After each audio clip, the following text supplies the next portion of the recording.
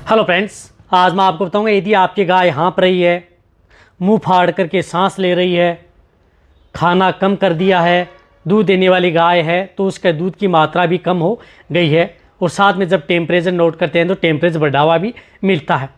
इस तरह की स्थिति गायों में सबसे ज़्यादा इस तरह के मौसम में देखने को मिल रही है, क्योंकि बारिश के मौसम के अंदर जिस प्रकार में आर्द्रता यदि ज़्यादा रहती है तो उस स्थिति में इस तरह की दिक्कतें जो विदेशी नस्ल की गायें हैं, साथ में कई बार देसी नस्ल की गायों में भी इस तरह की दिक्कत देखने को मिलती है, लेकिन ज़्यादातर जो विदेशी नस्ल की गायें हैं उनमें ये सबसे ज़्यादा दिक्कत देखने को मिल रही है।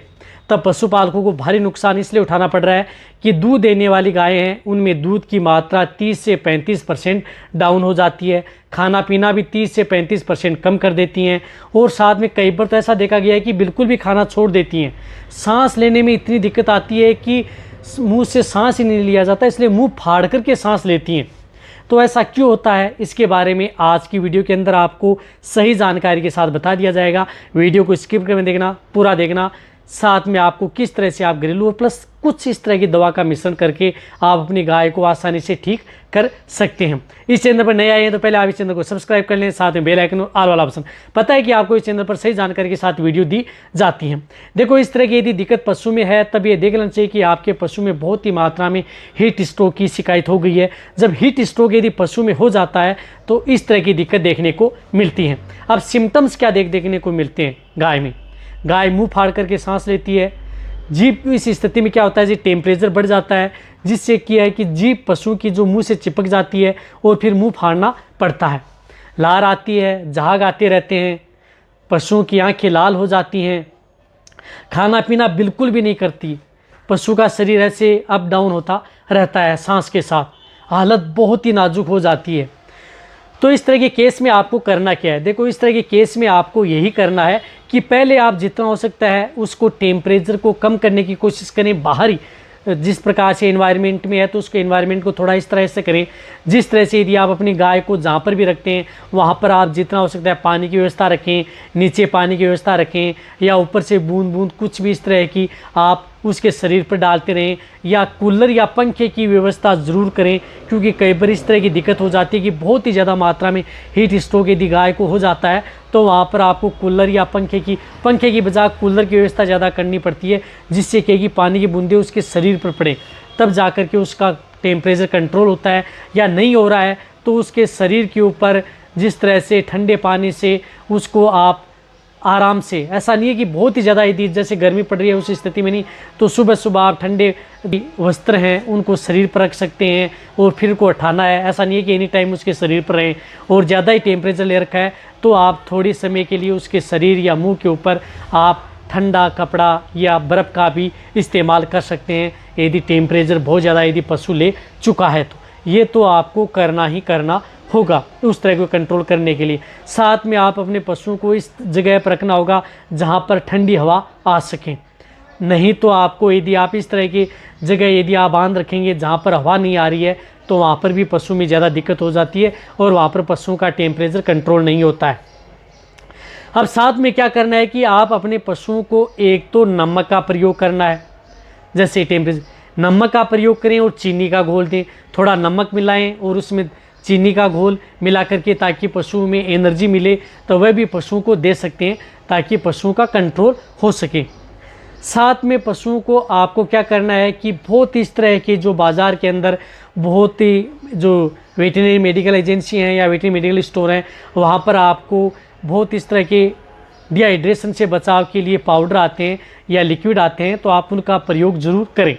एक तो आपको पाउडर का प्रयोग करना है हीट स्ट्रोक व हीट स्ट्रेस से बचाने के लिए, जो पानी में घोल करके आप उस पशु को पिला सकते हैं। बहुत इस तरह के पाउडर आते हैं, विरबेका भी आता है, मैनकाइंड का भी आता है, इंटास का भी आता है, जिस प्रकार से इंटालाइट ओरल है। इस तरह के पाउडर की डोज 30 ग्राम से लेकर के 50 से 100 ग्राम तक आती है, तो वह पानी में घोल करके आप अपने पशुओं को पिलाना है। वह तो सुबह शाम जब यदि पानी दे रहे हैं तो उसमें पानी में मिला करके आप उस पाउडर का प्रयोग करना है। साथ में आपको लिक्विड का प्रयोग करना है।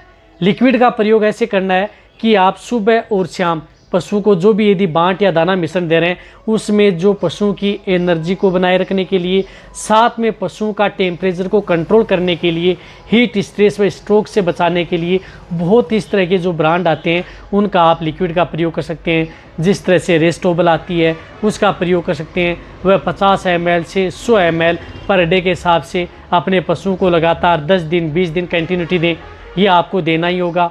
साथ में बहुत से इस तरह के आते हैं, अदर कंपनी के भी आते हैं, उनका भी आप प्रयोग कर सकते हैं। साथ में इस तरह के केस के अंदर पशुओं को एक अच्छे लीवर टोन का प्रयोग करना है जिसके अंदर विटामिन भी हो, आयरन टॉनिक भी हो, ताकि पशुओं में इस तरह की दिक्कतें देखने को न मिले। तो ये 2-3 चीज़ें आपको ध्यान में रखनी होगी। एक अच्छा लीवर टोन प्रयोग करना होगा, एक अच्छा स्ट्रेस से बचाव के लिए, डिहाइड्रेशन के लिए आपको पाउडर फॉर्म आता है जो पानी में घोल करके दिया जाता है, उसका प्रयोग करना होगा। एक आपको लिक्विड का प्रयोग करना होगा। ये 3 चीज़ यदि आप उन पशुओं में यदि प्रयोग करवाएंगे तो सबसे अच्छा रिजल्ट देखने को मिलेगा। साथ में पशुओं को टेम्परेचर तोड़ने के लिए आप कुछ इस तरह की बोलस आती हैं, उन बोलस का भी प्रयोग कर सकते हैं।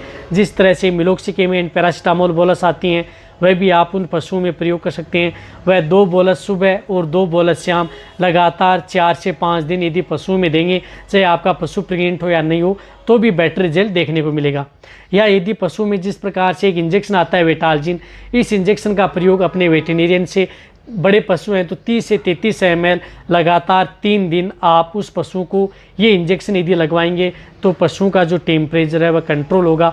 पशुओं का स्ट्रेस में गया है, हीट स्ट्रोक में चला गया है, किसी तरह की टेम्परेचर है तो उसको कंट्रोल करने का ये काम करेगा। तो आप इस इंजेक्शन का भी प्रयोग अपने वेटेरिनियन से करवा सकते हैं। कहने का मतलब है कि आप पाउडर का प्रयोग करवाएं, लिक्विड टॉनिक का प्रयोग करवाएं, साथ में आप इस इंजेक्शन का भी प्रयोग करवा सकते हैं यदि आपको बेटर रिजल्ट लेना है। या अदर यदि आप ये इंजेक्शन का प्रयोग नहीं करवा रहे हैं, वेटेरिनियन नहीं है, तो आप जो मैंने टेबलेट बताई वह टेबलेट आप अपने पशुओं को लगातार 4 से 5 दिन कंटिन्यूटी देनी है पशुओं को टेम्परेचर तोड़ने के लिए। या इससे भी यदि ज़्यादा दिक्कत हो जाती है, पशुओं का टेम्परेचर 106 से 108 डिग्री फ़ारेनहाइट तक चला जाता है, तो उस स्थिति में क्या इलाज करना चाहिए, मेरे चैनल पर डिटेल से वीडियो बनी हुई है, वह जाकर के आप देख सकते हैं, उसके अनुसार ट्रीटमेंट कर सकते हैं। लेकिन जो मैंने आपको ये ट्रीटमेंट बताया, इससे आप अपने पशुओं को इस तरह की दिक्कतों से आप आसानी से बचा सकते हैं। और साथ में यदि आप अपने पशुओं को अच्छा आहार दें, जितना हो सकता है आप इस तरह के जब पशु आप हैं उसमें हरे चारे का प्रयोग रखें। हरा चारा जितना मात्रा में हो सकता है हरा चारा दें ताकि पशुओं का टेम्परेचर है वह कंट्रोल में आ जाए।